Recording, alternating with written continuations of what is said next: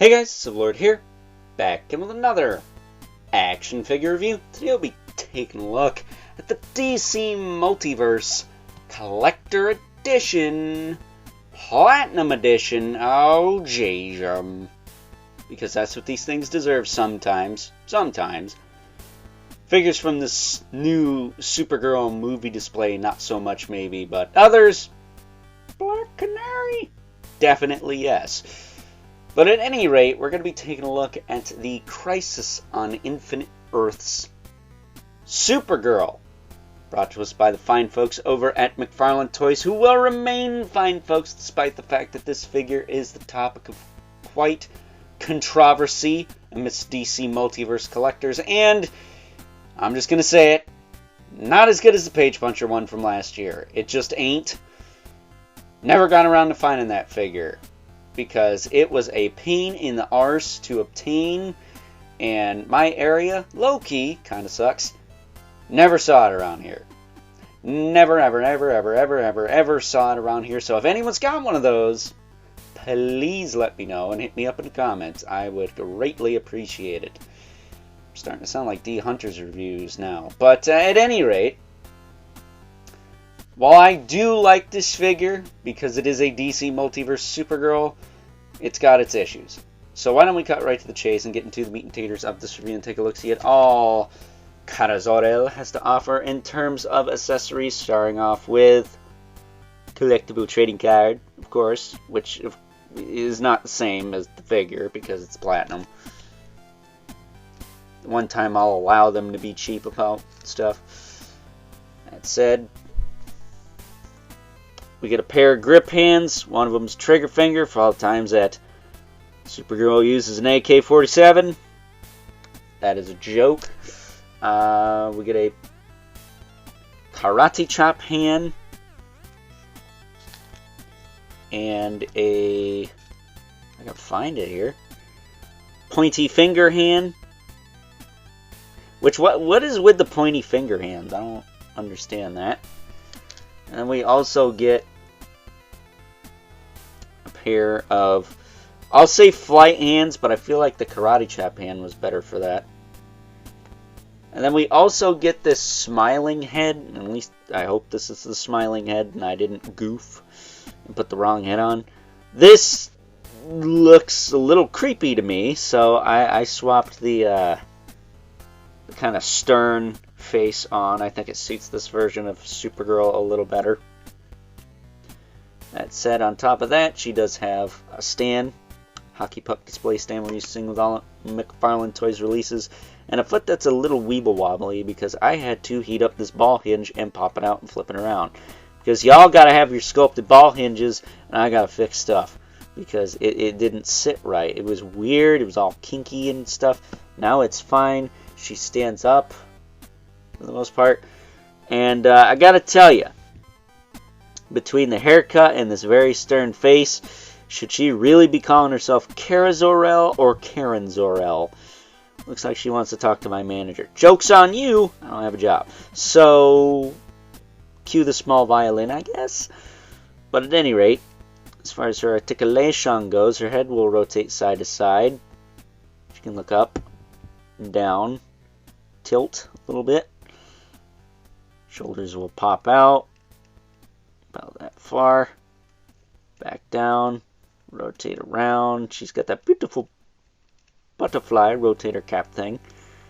Bicep swivel works fine. Double elbow works fine. Not too chunky either. This is a new buck. This is like a new teen female buck. The upcoming or kind of sort of already out Miss Martian utilizes these same parts, which really hoping I can get my hands on that. I got her pre-ordered at GameStop, but after they didn't get my Infinite Crisis Joker, I don't know about all that, but we'll see, I guess. But she does have ball hinge wrists that can hinge like so.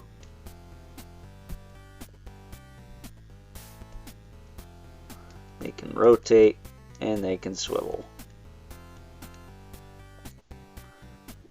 This hand feels like it's kind of weebly wobbly on the peg there. That's odd. I don't remember that being a thing before, but whatever. It's not falling off. Does this one do that? It kinda does that. But at any rate, her diaphragm can move this far forward with the waist. Woo! She can do the limbo. Holy crap. She can lean that far back. Can she lean farther forward than that? Yeah, that's about it. I don't want to reverse Bane her or anything. She does have a diaphragm swivel. She can tilt pretty well. That's not hindered whatsoever. And then the waist gets a lot of range. Like, holy crap. The main reason I like this platinum version is because it has the red skirt. Okay? The other one has a blue skirt. And while that's fine and accurate to what it is, I wouldn't mind having the top half of that Supergirl, putting it on the bottom half of this Supergirl, maybe trying to get some longer hair for it. That way I can have a pseudo animated series style Supergirl. Anyone getting what I'm putting down here? Does that make sense? But at any rate, her legs can kick forward. Her skirt is a little cut, so you can do that.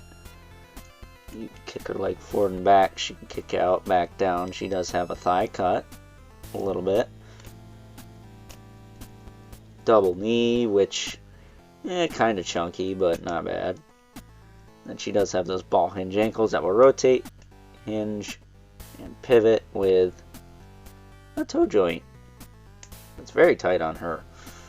And then she does have the wired cape on the back.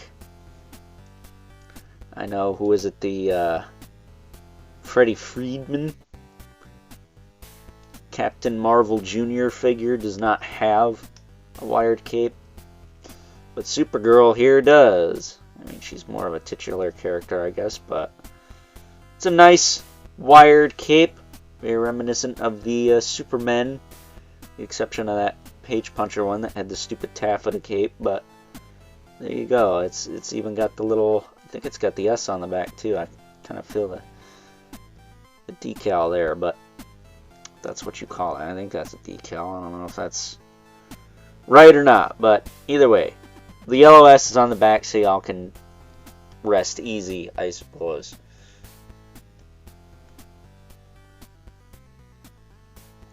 But yeah, is it a perfect Supergirl? No. I think the last one was closer, even though it had weird reuse issues going on. But it is a decent Supergirl. If you don't have that one, I just would like to have some longer hair and maybe do that upper torso swap, because the red from the S connecting to the red of the cape, a little weird for me. I'm not used to that, but it doesn't look bad, I guess. So that being said, it's time now that we move right along and take a look at some size comparisons. First up, here's good old Supergirl alongside the other Platinum Collector Edition figure I got from this Supergirl display at my local Walmart. We got the main man himself, Lobo, who we did take a look at yesterday, so please check that review out if you haven't already. Would really appreciate it if you did. And yeah, he's a behemoth next to her.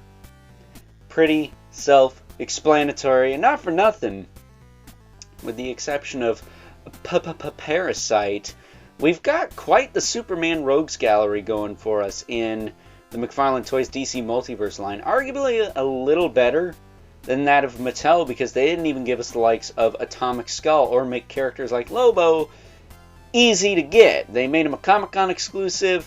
And I neglected to mention in my Lobo review that they did make a Collect and Connect figure, but that wave never really showed up at retail like other waves at the time. So, you know, there is that.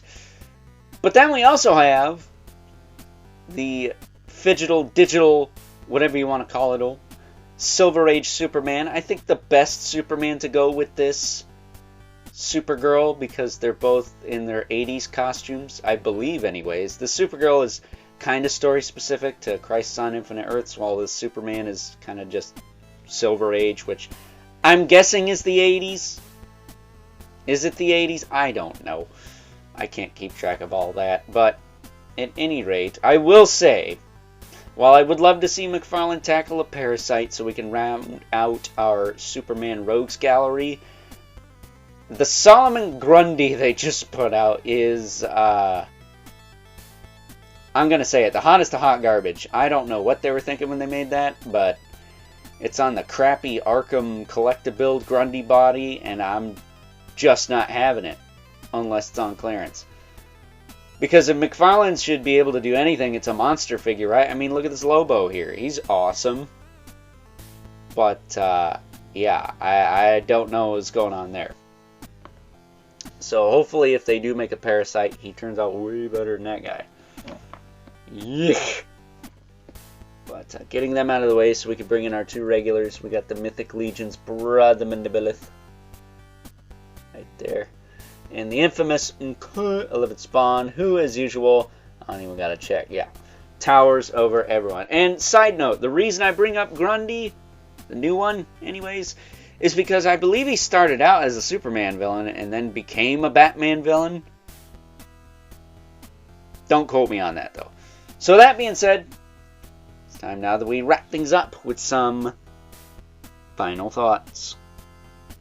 Overall, and while it may not be as good as the Page Puncher Supergirl that came out last year, it's a heck of a lot easier to obtain, that's for sure, and that's probably due in part to the face. Yeah, I'm, like the rest of the internet, not a big fan of the face sculpts that come with this figure.